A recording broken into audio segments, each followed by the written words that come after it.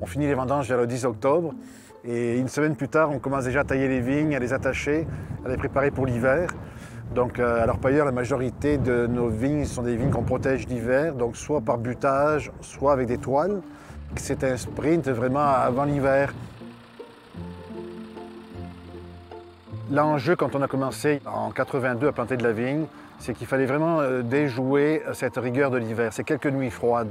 C'est pas tout l'hiver, on a des moins 30, mais là, les hivers sont de moins en moins froids, mais on a quand même des épisodes qui peuvent durer 3-4 heures à moins 30, mais ça suffit pour tuer une plante.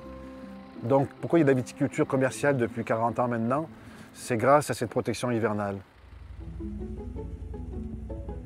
Il faut savoir que dans la butte de terre, au cœur de la butte, on prend des températures. Et le plus froid qu'on ait eu, c'est moins 7 degrés Celsius, alors qu'il faisait moins 32 à l'extérieur. Parce que souvent, les gens nous disent, mais oui, mais la terre gèle. C'est vrai que la terre va geler jusqu'à 1,20 m, 4-5 pieds de creux des fois. Donc ça devient un bloc de glace, mais le froid extrême ne rentre jamais dans la terre. Et le plus froid qu'on ait eu en 39 ans, c'est moins 7 dans le cœur de la butte. Donc de moins 7 à moins 25, on a une bonne marge de sécurité.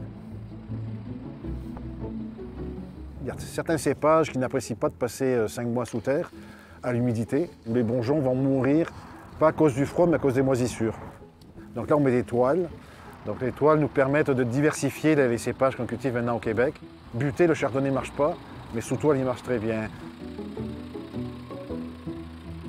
Cette fameuse toile, il n'y a pas de machine pour dérouler les toiles, donc ça se fait en grande partie à la main. Avant de mettre les toiles, il faut tailler les vignes. Les branches sont dans les jambes. Donc il faut tailler, il faut attacher les cordons. Attacher des vignes au mois de novembre, là, sans mitaine ou avec des petites mitaines, parce que sinon on perd la dextérité des mains. Donc c'est des conditions qui sont plus difficiles. Donc le travail est plus long. Ça rajoute un coût de production, il ne faut pas se leurrer. Mais son charme, c'est que ça fait une viticulture qui se démarque du reste du monde. Ça fait une viticulture à l'échelle humaine. Ça nous démarque, on a notre histoire, c'est notre réalité nordique, on a une viticulture nordique, on doit intervenir plus qu'ailleurs.